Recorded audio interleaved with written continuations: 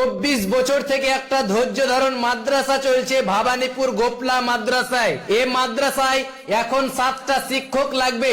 আপনারা যদি জানেন যে কোথাও শিক্ষক আছে, তাহলে শিক্ষকেরা এই স্ক্রিনে দেওয়া নম্বরে যোগাযোগ করে করণদিঘি থানার গোপলা মাদ্রাসার সেক্রেটারিরা কি বলছে এই ভিডিওর মাধ্যমে জেনে নেব। 7টা শিক্ষক কি কি সাবজেক্টে নিবে আমরা আজকে বিস্তারিত জানবো। মাদ্রাসার সেক্রেটারি কি বলছে।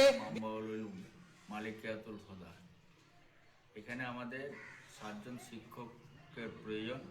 আর এই 7জন শিক্ষকের জন্য আমরা বিজ্ঞপ্তি জানাচ্ছি।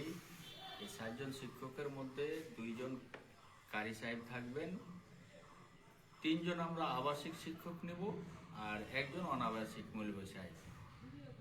আচ্ছা, কতদিনের মধ্যে এইটা লাগবে? এটা আমাদের রোজা 20 থেকে 24 রোজার মধ্যে আমরা শিক্ষক নিয়োগ নিয়ে নেব।